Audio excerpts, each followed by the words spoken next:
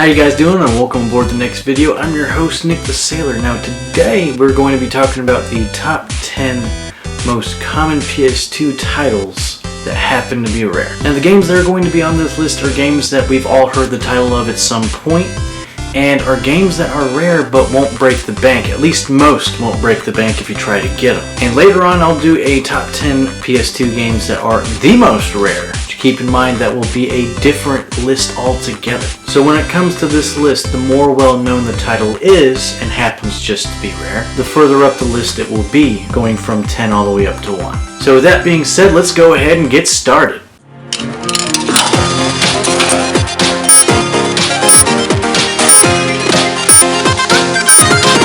Press start. Fatality. Get over here! Hadouken! Mario! Here we go!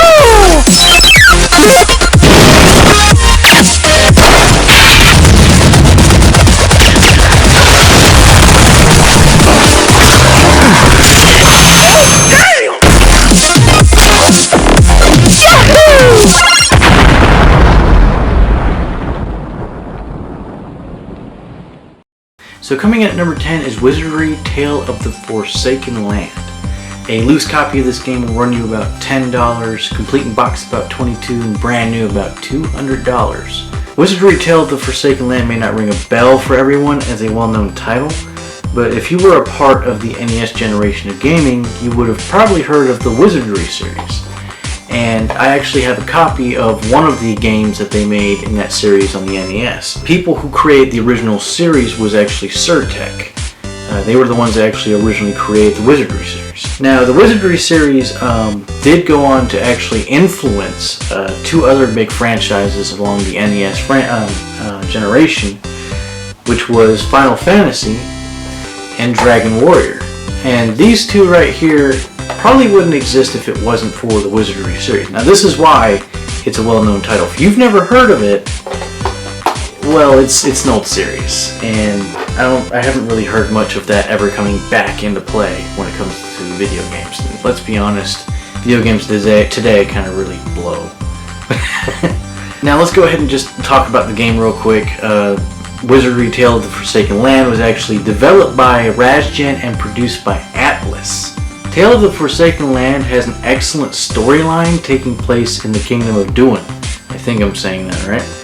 It's a lot like your typical RPG that you'd find in a game like the Elder Scrolls games, including many options to choose from, like your class and subcategories, you know. A really interesting game mechanic. So that's number 10. Let's go ahead and move on to number 9, Dot Hack, Quarantine. Dot Hack Quarantine was actually the fourth installment in the series of the Dot Hack franchise, and it's actually the only one out of the originals in the series released that is considered rare. Dot Hack Quarantine would actually, for a loose copy, will go for about $94.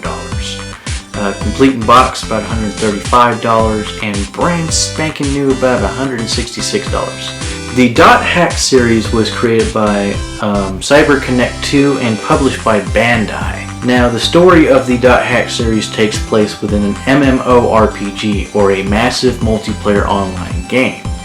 The game itself isn't online, but it's programmed to make it feel as if it is.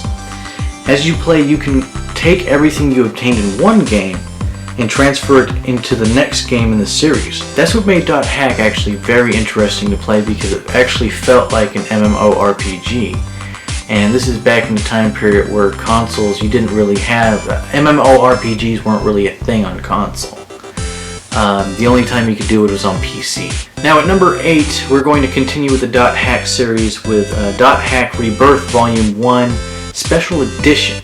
Now, of course, this is not originally a part of the series because it's a special edition. This is a special thing. That's why it's, the other one is an actual original part of the series. That's why it's rare. But this one's a special edition. But it does need to be noted within this ranks. A loose copy of this one can run you about $130, complete in box $220, and brand freaking new $600. Ridiculous. This is the most expensive one on the list when it comes to brand new, just so you know. It's the most expensive.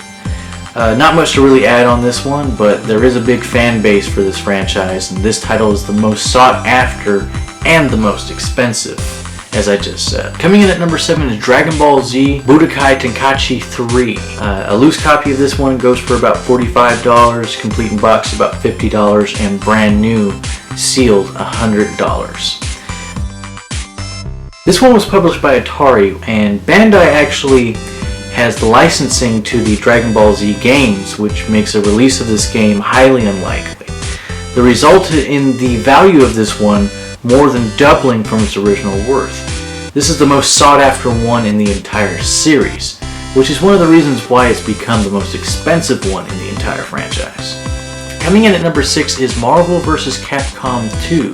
A loose copy of this one would be about $47, complete in box about $55, and brand spanking new about $128. Developed and produced by Capcom, this game used to be worth more than it is today until the digital copy became available on the Xbox Live Arcade in 2009. Either way, this game still goes for a good amount. I'm just glad Deadpool's in the game now. That's my favorite comic book character, man. Get along, little dope. I just beat Mac freaking Nito. Where your curly mustache at? Now coming in at number 5 is Jurassic Park Operation Genesis. Jurassic Park Operation Genesis on the PS2 is rare, but the one on the original Xbox is even more rare, but that's not what we're going to be talking about here today. This one will actually cost about $45. Complete in box can run anywhere between $65 to $85, and brand new $140. And this is the PS2 version we're talking about. It was developed by Blue Tongue Entertainment and published by Universal Interactive and Konami. Now, the whole premise of Jurassic Park Operation Genesis is it's basically a simulation world where you can actually pick and choose the size of your island that you're going to start your park on. And, you know, it's anywhere between small, medium, large. You can add hilltops or low plains. You can add rivers or reduce the amount of rivers, things of that nature. And then you move into actually building your own park. And you actually have to do research in order to unlock new things that you can put into your attractions. New souvenir shops, new food shops. You can even get up to the point where you start building a shelter. And you're going to need the shelter because sometimes hurricanes actually hit the island and you'll need people to take shelter in the ones that you build. Because within the game there's a mechanic where these dinosaurs know no bounds, okay? The only bounds they have are the bounds that you build, the fences that you build around them, and the fences are only as good as the dinosaur themselves. So if you actually build a weak fence, a big dinosaur like the T-Rex will tear right through it. So it's actually really interesting. You got to be very careful with what you do, how you build things, how much your money you're using and all that. The other cool thing is you can actually use cheat codes for this, so if it kind of gets too challenging for some people, they can actually get infinite money and all this other nonsense. One thing about this game is when you unlock certain dinosaurs, you cannot unlock every dinosaur in one run-through. It actually takes each different run-through you can unlock different kinds of dinosaurs. That's because it's based on the research sites that you have around the world. You can only have a certain amount in certain areas of the world. You can't have them all over the place and you can't alternate them to different areas. You can only have a certain set of each one in certain parts of the planet. So you can only have a certain set of dinosaurs you end up unlocking through each run-through. So that way it keeps it so it's challenging to try and keep the interest of people to continuously visiting your park. Now it's really interesting, and man, I've been talking a lot about this one, so I just really love this game, that's all I gotta say.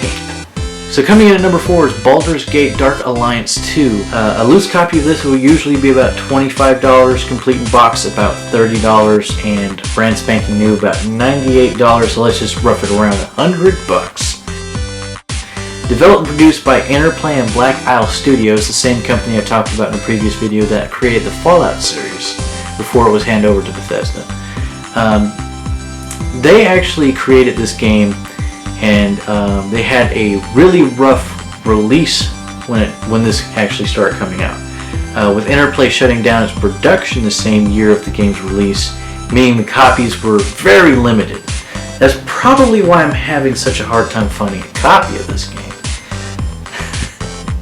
Coming at number 3 is the Document of Metal Gear Solid 2. A loose copy of this will be about $8, complete in box about $17, and brand spanking new $75. Developed and produced by Konami, of course, this is an interactive documentary of Metal Gear Solid 2 that contains basically all the makings of materials. This was a sold separately title only for the hardcore fans of the series, so very few copies were ever made, making an unopened version extremely rare. Coming in at number 2 is Metal Gear Solid 3 Subsistence Limited Edition. This one loose will be about $45, complete in box will be about $50, and brand new $170. This limited edition version of Metal Gear Solid 3 was never re-released, and most versions were a pre-order. Very few were sold on shelves before a limited time after the game's release, so finding a copy of this game is very difficult.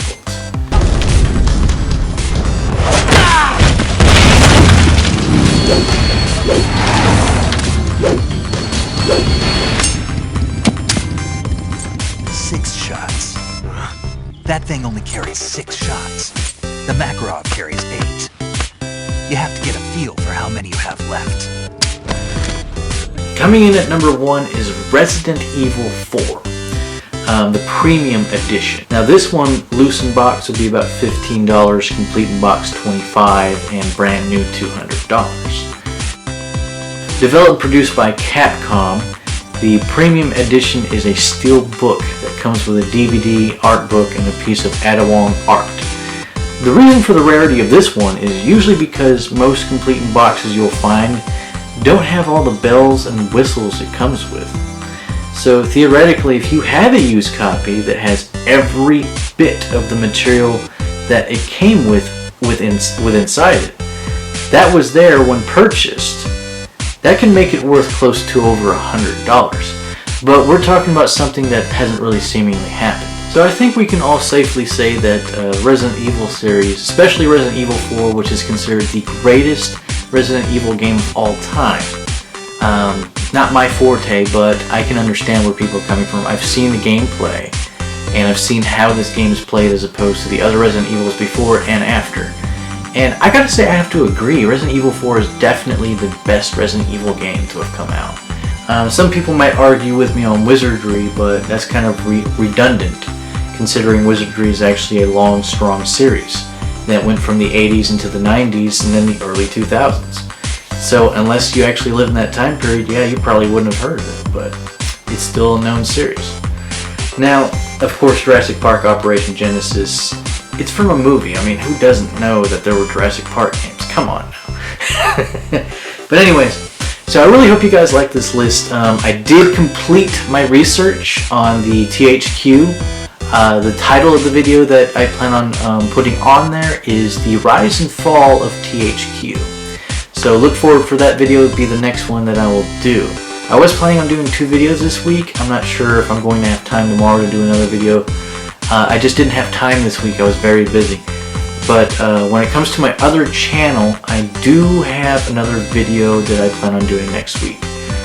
It's been almost a month since I've done a video. It's been long overdue. I've been continuously working on scripts for those. So hopefully that channel, I'll start getting more materials out. But making things funny, and with all the chaotic things I got going on with school about to start, my son going here and there, it's a bit tough to find time for all this stuff.